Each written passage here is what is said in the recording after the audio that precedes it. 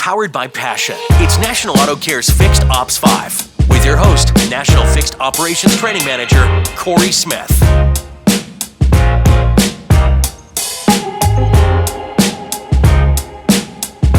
Welcome to Fixed Ops 5. I'm your host, Corey Smith, National Fixed Operations Training Manager with National Auto Care. Today, I'm being joined by a few of the show's guests from last year's Fixed Ops 5. Episode 1, Ron Overs, welcome to the show. Episode 2, Joe Chambers, welcome. Episode 6, Jim Roach. How you doing, Jim? And episode 7, Russell Hill. Welcome to the episode. Thank you. From episode 8, Eric Howdegi. And episode 10 and 11, Sean Reyes. Sean, welcome. And episode 12, Kaylee Filio. And episode 13 and 14, Steve Apicella. And Corey Parker from season 2, episode 1. Welcome to this amazing podcast that we're going to put together. I want to thank you all for being a part of this episode and last year's episode. You were vital in the launch of NAC's podcast, Fixed Ops 5. So I want to personally thank you all for the amazing first year of this podcast and all the value that you bring to this amazing industry. So let's get started with this special show, Automotive Year in Review. So we'll start with ladies first. Kaylee, just remind everybody who you are and who you work for. So I'm Kaylee Filio. I work for Parts Edge. I'm the sales and marketing manager.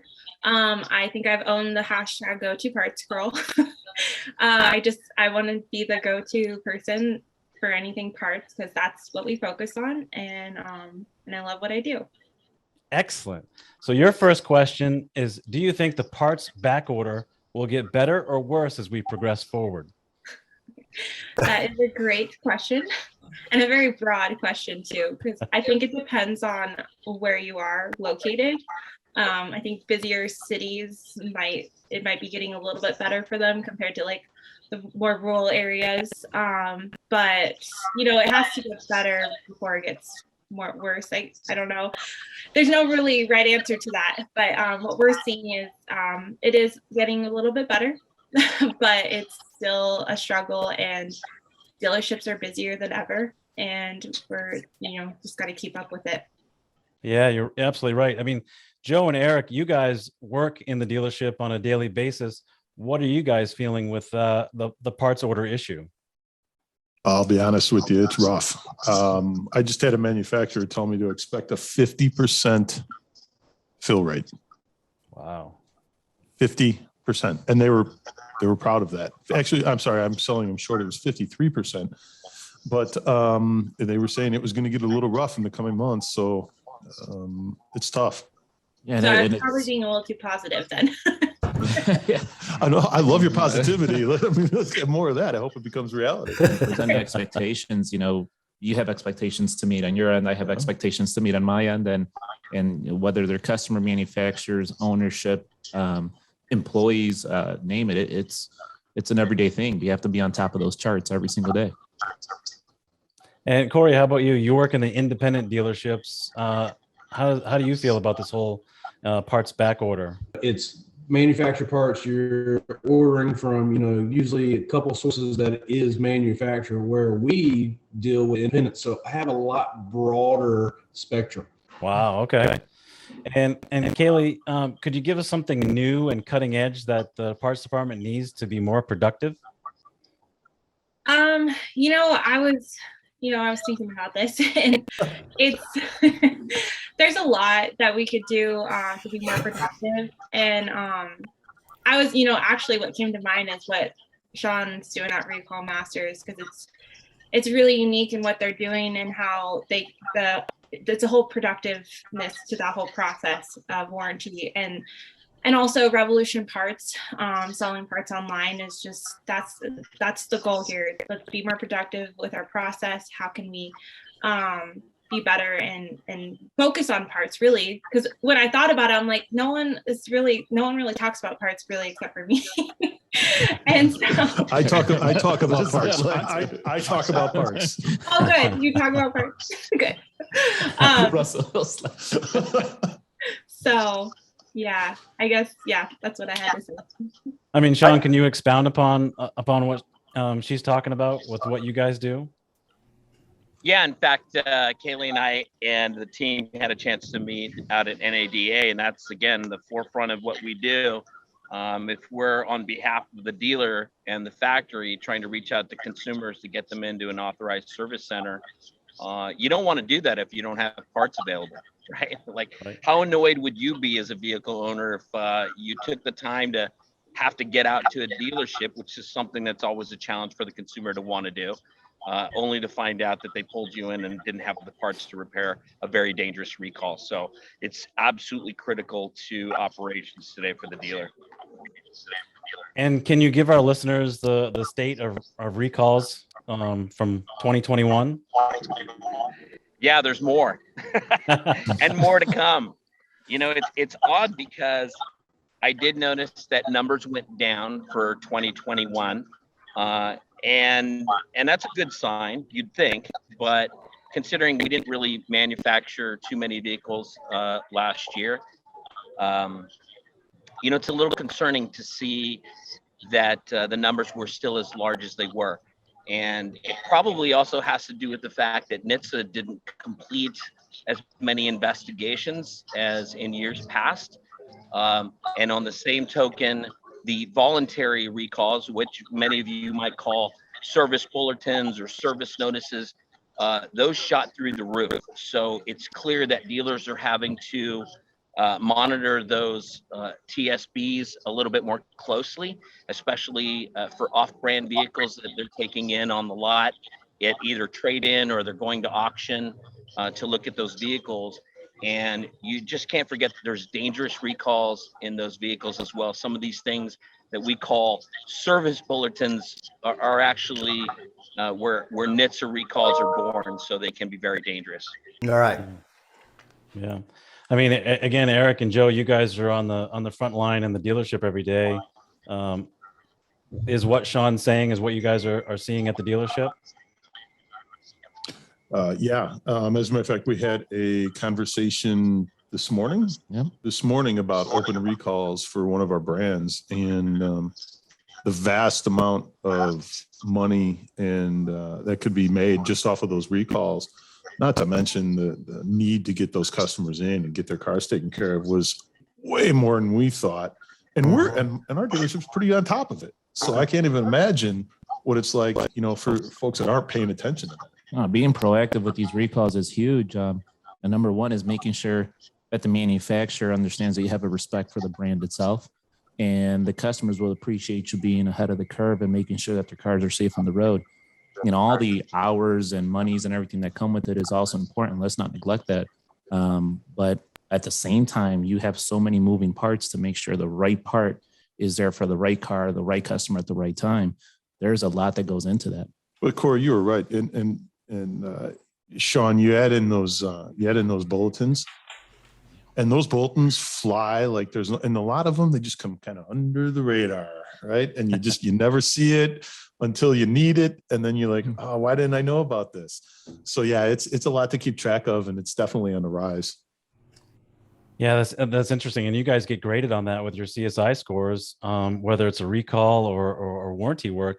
I mean, fix right the first time is very important. And if you don't have the part to do that, that could be a CSI nightmare. And it always is. Eric, do you see dealerships doing more training than ever before because of hiring new people after the big layoff from COVID? Training is a big deal. We have to start. We started 4 years ago. Joe and myself came up with the program, and we were looking ahead. You know, in the next 4 to 5 years, we kind of seen the talent pool being lessened for us. So we said we have to start growing our own. So we got with the program. We started working on it. In our store, we train for the advisor side of the portion. We train every single Tuesday at 6:30 in the morning. There is no question, should I be there? Is there going to be the one you're there? And then as far as technicians, we have tech huddles every single day at 8:30 in the morning. It's mandatory. You have to be there. And we iron out some of the things.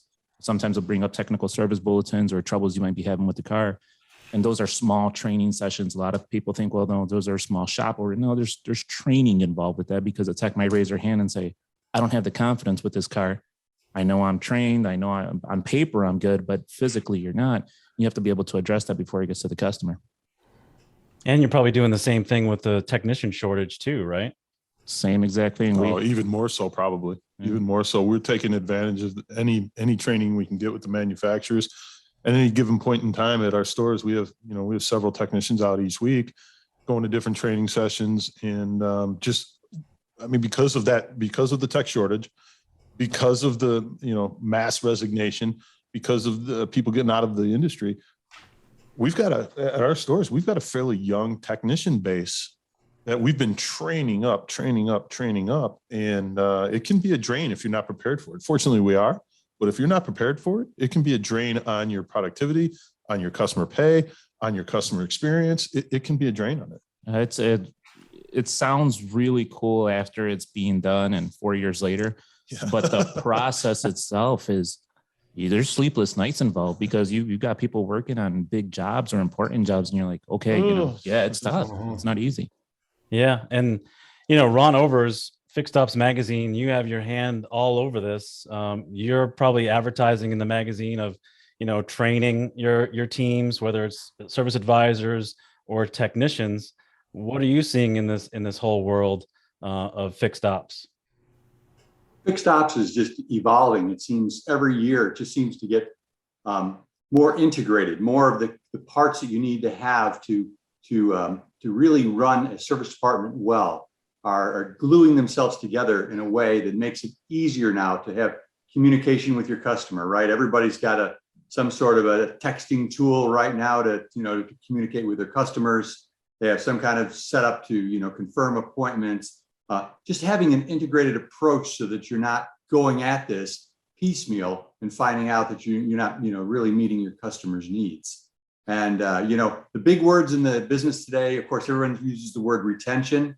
But the word that really gets you is defection points. That's right. Right. So if you're not retaining them, you're providing them opportunities to defect from your business. And if they defect from your business, you've lost them, not just for service, for sales. You've probably lost them as a customer for a long, long time.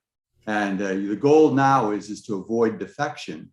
And by doing that, you do that by creating a customer experience. And I never use the word CX. It's a customer experience that when they're walking out the door, they're walking out the door pleased with the process, how it all went, pleased with how the vehicle was delivered back to them, the time frame it took, how they were treated, with what respect they were treated with throughout the whole process. So it's complicated, and you have to be really good at your job to do it very well. And it's fun with the magazine because we get an opportunity to publish 10 great stories every other month and find those pieces that can help you glue it together and make that all work. So it's a lot of fun. Yeah. And in regards to retention numbers, I mean, Jim, can you shed some light on the retention numbers and the customer experience? Sure, I'd be happy to. But first, Corey, let me just add in my happy anniversary and congratulations for these. The year flew by. Well done, sir. Please keep on doing it. Thank you. As it relates to retention, I prefer to use the term loyalty because I think loyalty is just a little bit nuanced. To me, retention is a little binary, either they're coming in or they're not coming in. But since I began talking about this in 2014, we've seen some pretty good progress, but today it's a bit of a mixed bag.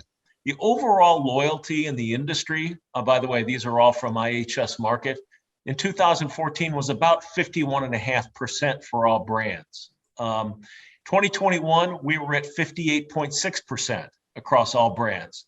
So a loyalty increase of about 7.1%, which is good. I mean, if you translate that into real dollars, that's billions and billions in additional revenue. So good news. But the reason I say mixed bag is because we've lost ground from 2020 to 2021. overall brand loyalty in 2020 was 61.7%. So we've actually gone backward 3.1% year over year, 2020 to 2021. So we've improved, but there's more work to be done, I think would be the overall takeaway.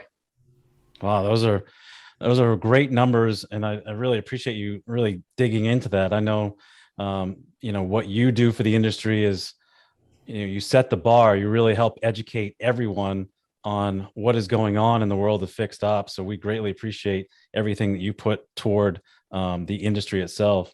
It really kind of goes into what Russell Hill does with his company.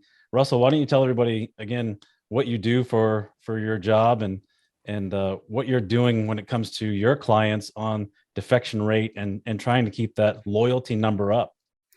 Well, we're the, even though we're not that old of a company, we're the original video coupon and full service marketing solution for fixed operations on the digital side, website presence, etc. And it's really amazing with what everybody said, Ron and the magazine, every other month coming out, he seems to touch on all the things, all the little nuances. I mean, everything is changing. Everything is changing, particularly since, and I'll get into that. I recently had a conversation with a gentleman at NADA by the name of Glenn Lundy, and I don't know if anybody knows who Glenn Lundy is, but he was talking about how things have evolved from 1922 to 2022 in the last 100 years. And his belief is in the next 5 years, we're going to evolve 100 years. It's the technology is just moving so fast. There's I don't even know if there's any really one solution. We talked. You got the chip shortage. You got advisors and technicians. All this happened during the pandemic.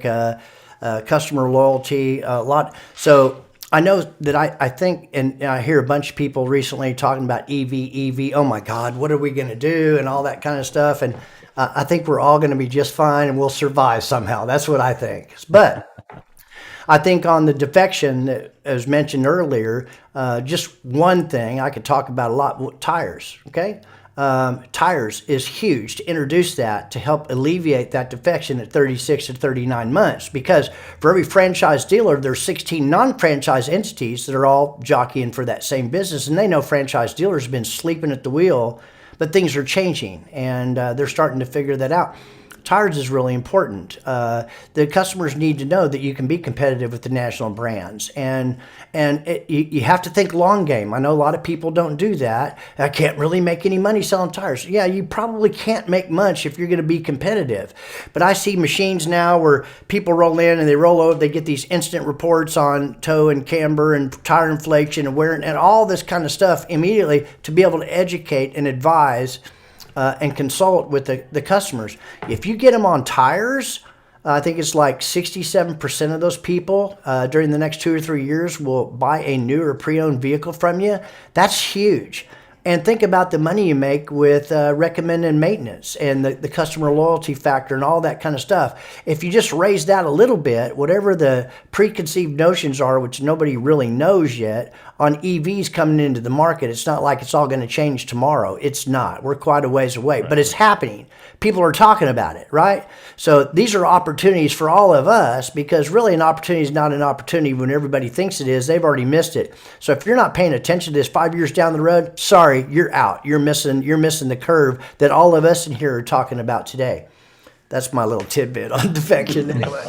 I love it. Right on, man. Kaylee, what do you have to say? I mean, tires are parts, right? I mean, that's something you specialize in, right? Or are you telling your dealers that exact same thing?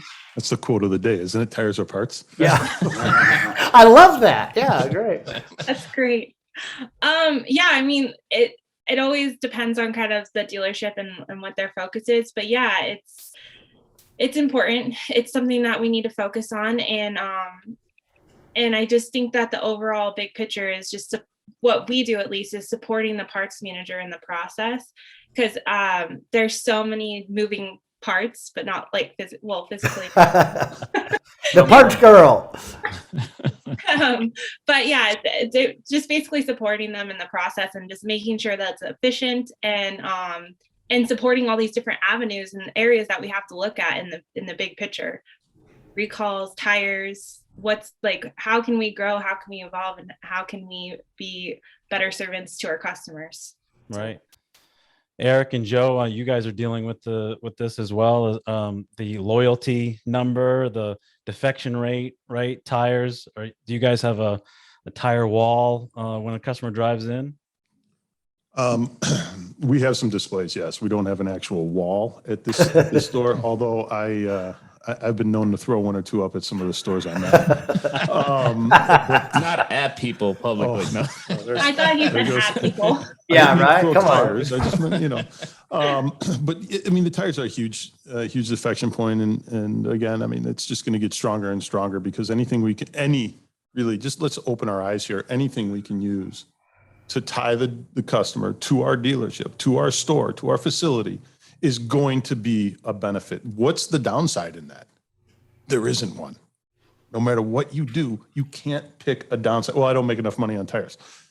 Well, guess what? Your people got to look a little bit harder at those cars, and you got to do some other things. And guess what? If you treat the customer right, they're going to come back and they're going to buy cars and they're going to do all. I mean, there's no bad point to keeping a customer at your store. And loyalty, I like the term loyalty. That was strong. Yeah, it's a good one, Appreciate Jim. that. That was very good. And one of the things that I'm very thankful for from being a kid is we've always been involved with wheels and tires. Car wasn't cool unless they had cool wheels and tires. So every time a car comes in, naturally my eyes are, well, how do the tires look? And what's important is it is so difficult with all the avenues of media that customers have at their hand to keep people within your house. And how crazy is it that some people think that tires are not profitable? Maybe not on paper, but I think overall with the amount of money that people spend on advertisement trying to keep people in the door, why wouldn't you want to keep everything under one umbrella? Exactly. That makes Well said, Eric. That's the only thing. That's the only thing I don't do at the dealer is tires. And there's our point right there. There it is. Exactly. But if they do defect, they go to Corey Parker in the independent world, right, And- Corey? And Corey will put on anybody's tires. Plenty of business for Corey out there, right? Yeah, and Corey's got to fight to keep his customers as well, right? I mean, you got to fight to keep your customers at your store, whether it's a Burger King or a Cadillac dealership. Joe, dealership training when it comes to management, what would you want for ongoing training for your leadership team to really hold, to get them through, this new wave of new employees?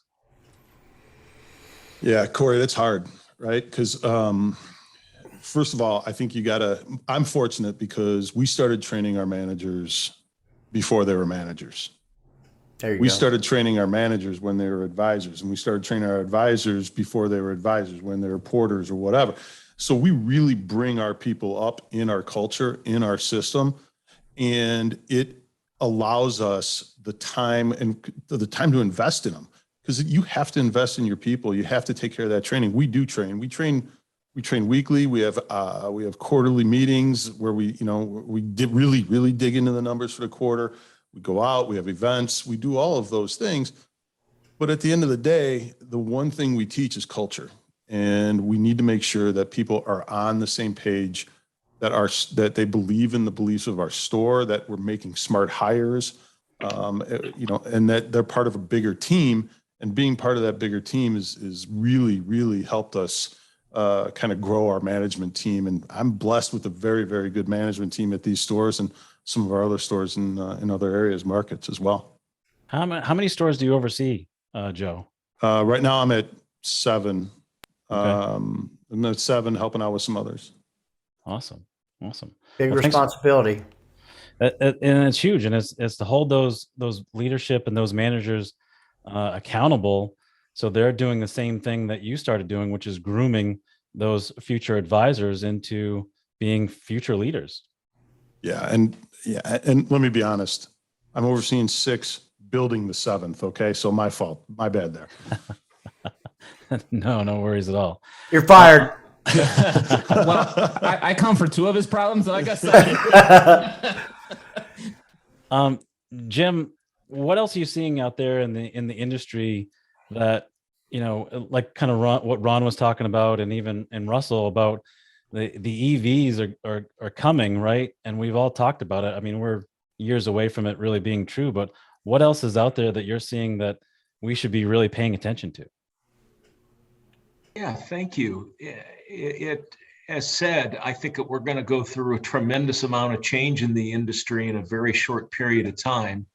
But the things that are, I think, immediately interesting, Corey, number one, what we've seen in all of the numbers over the last 6 or 7 years on the dealer side is a deceleration of growth in customer pay and an acceleration of growth in warranty. Probably not surprising because we're putting more and more technology into the vehicles and the component costs are higher. If you go back and you look, if you break it into pre and post pandemic, pre-pandemic, we saw a 38.2% increase from 2014 to the end of 19 in warranty work, an average of 7.7% growth per year, which is tremendous growth. If you compare that in 2019, overall customer pay growth was 1.3%. So we're seeing that acceleration of warranty. And so look at post-pandemic, I think that we'll continue to see an acceleration of warranty work through the end of 2025, probably another 30%, which is really interesting. Here's an interesting stat. So all of the OEMs are public companies, right? And as public companies, what they have to do is they have to publish their financials. The way that they report the finances on warranty is they have to accrue it whenever they sell the vehicle. Well, if you look in 2020, when the manufacturers collectively sold 17% fewer cars, their warranty accrual was increased 4% year over year. So wrap your head around that a second.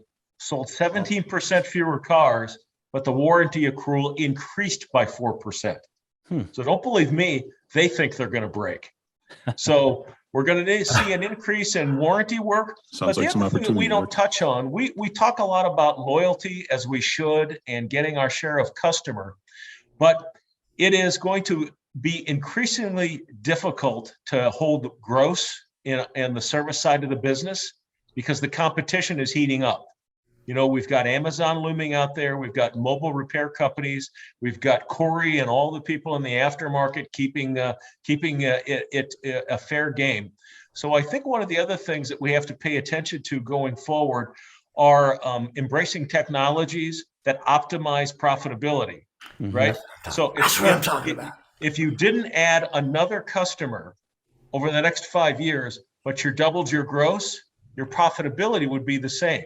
And keep in mind, we always have to, we tend to focus on customer and revenue growth, but the reason we're all in it is profitability, right? Not for revenue, it's the percentage of revenue that we get to keep.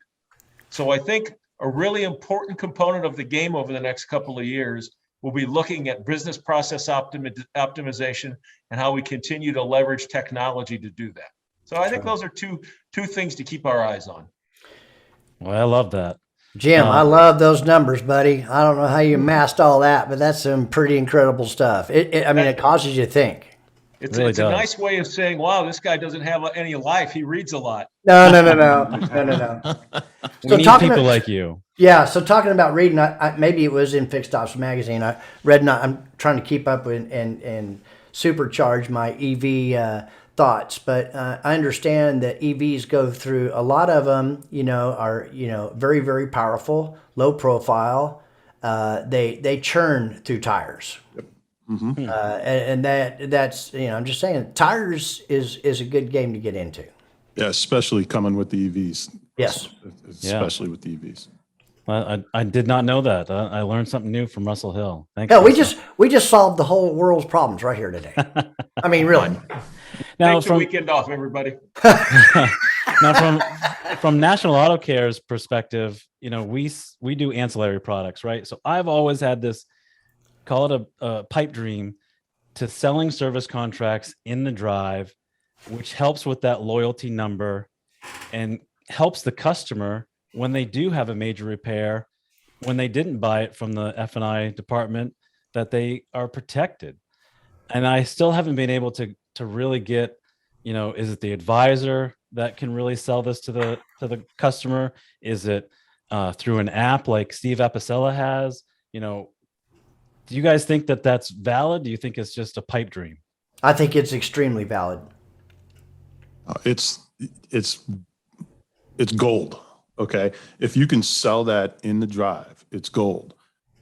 The Has to trick be is- easy though, right, Joe? Yeah, I mean, I has was to just be gonna say, yeah. the trick is it's got to be easy. If it's not easy, it's not going to happen. That's why right. people don't sell tires, because it's not easy. Right. If it's Exactly. easy and you make it easy, you make it a solid process, you'll sell it and it'll be golden. And it has to not only be, we said the word earlier, it has to be profitable for the person selling. Yep. Yeah. When we dig into it, easy is one. It's definitely, I couldn't pick between one and the other, but it has to have profit for the person who is selling. Yeah, Call there's it how got to it be. is. I mean, this, what's in it for me? I mean, that's got to happen for sure. Yeah.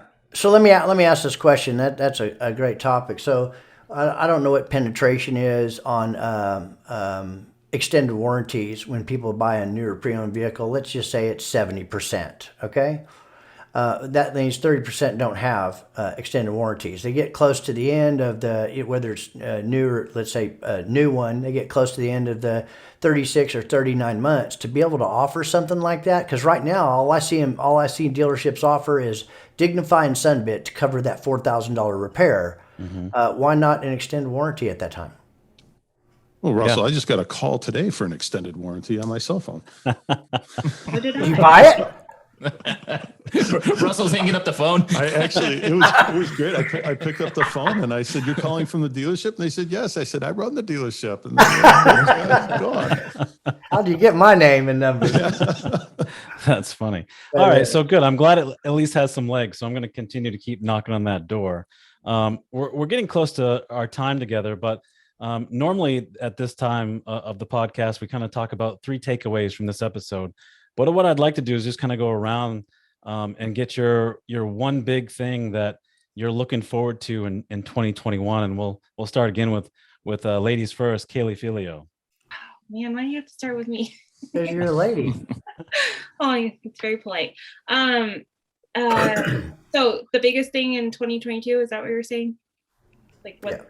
Yeah. Sorry. I would have to say, I think the tire sales, no, EV and how we're all going to evolve into this, just the change of what everything that's shifting right now. I think there's this new focus on fixed ops. I really feel it. And I think I'm excited to see what we can all make of it, and what's going to happen with everything. Perfect. Well said. How about you, Sean? I think the theme for this year is going to be collaboration. Not only the collaboration amongst each other and other providers, such as Recall Masters, working with people like Ron and War Cloud and Parts Edge. I mean, I think I got a chance to meet with each one of you at NADA, but also partnerships with our dealer clients. It's more important to crawl into the business and really understand their pains so that you can help them realize the gains. And those kinds of partnerships are going to be critical, because dealers are going to struggle and they're going to look for true partnerships. Who's putting skin in the game to help me solve our crisis or help me realize profitability and potential. And they want to partner with people that, and organizations that have integrity, that really kind of live in day to day. Awesome. I love that. Jim, how about you? What I'm starting to see is a shift away from sort of the shiny penny or the, what's the latest and greatest glitzy technology. More and more people are looking to, as Sean just said, I have a problem, and what's the best tool to fix my problem? And usually, as boring as it might be, that's business process optimization. There's a lot of things that go with that. Finding a tool that really works, but also bringing together the training and the focus to make sure that your employees not only have the tool sitting on the shelf, but they're picking it up and they're using it, they know how to use it, and there are metrics around using it and improving it. So we're starting to see, I think, more of that being embraced, and I think that'll continue, and I'm looking forward to it. That's great. Yeah. Essentially having that tool, right? And then holding your team accountable.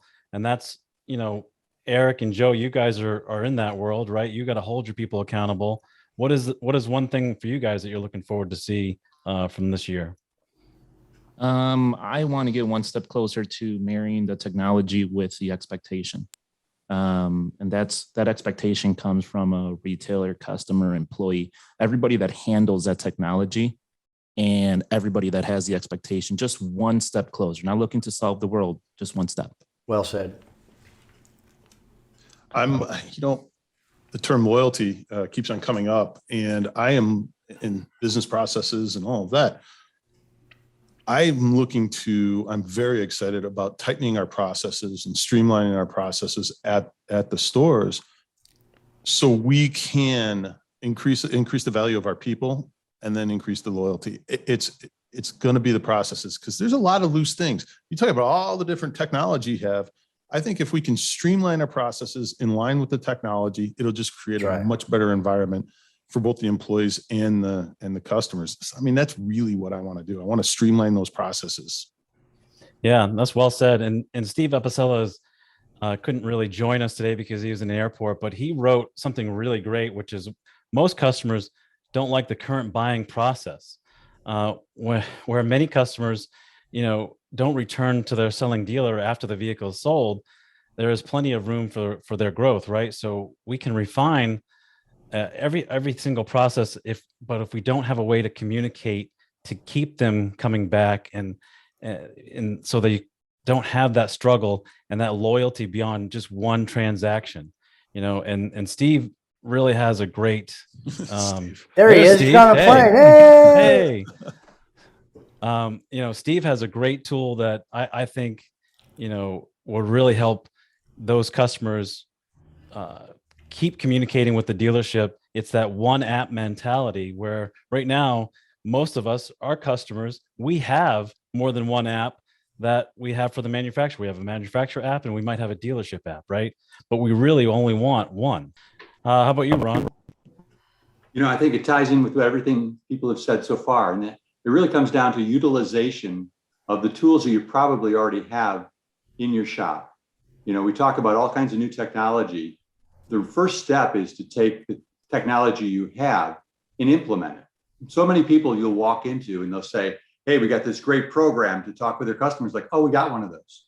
The reality is the utilization is so pathetic that they're not seeing any benefit from the tools. So take the tools you have and maximize those opportunities first. And then if they don't meet your needs, look for a better tool. But first, look at all the things that you're already paying for, subscriptions and products you've already paid for, and put them to use first. And then you'll find your business is going to really take off. Yeah, well said. All right, Russell Hill, bring us home. What do you got? So technology, there's getting technology for the sake of technology. I see a lot of technology out there that's not being used, but because it requires a lot of input that nobody has time for that input. Some of it's necessary. I get it. I understand it. It needs to be. First of all, everything starts at that point of sale. These people, these salespeople on the verbal side, they need to learn what it's like to properly turn and build expectations up for the service department. So it really does start there. I really believe that. But yeah, technology is moving so fast. So if you're inspecting but it needs to marry. It needs to marry what's going on at the shop. It needs to marry. Let's face it. Your website is your store. That's where all 4 of your profit centers are located: new, used, parts, and service. Websites, first of all, are not designed for no inventory. I got to tell you that. So people are scrambling just to figure it out. But it kind of starts there too. But it needs to be complementary with BDC as far as the whole process. It needs to fit within the process of what you want and streamline. If it's something that takes you out of that wheelhouse, that technology is not good for you. Love it. That's great. If you want to deliver a legendary customer experience that keeps the customer coming back to you and encouraging them to invite their friends and their family into your establishment, then you've caught the gold standard customer service vision. Do you want a more cohesive team that delivers a higher level customer service that will result in more revenue for your dealership? We provide the tools, knowledge, and training needed to unlock that potential of your dealership. For more information on this topic and others, or to submit a question or to be a guest on the show, feel free to send me an email at csmith@nationalautocare.com. Everyone, that is all the time that we have for today. Thank you so much Thank for being you, a part Corey. of this episode and last year's episodes. I'll end with, like I do with every episode, will you guys please come back? Absolutely. You betcha. I don't know. I got shortchanged there with only one visit instead of two, like 2 or 3 other people in here. Kind of like I don't feel the love, Corey.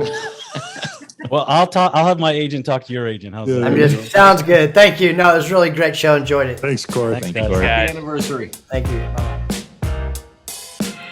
Thank you for watching and listening to National Auto Care's Fixed Ops 5 with Corey Smith, powered by Passion. Be sure to watch and listen to the next episode on the 5th and 20th of every month.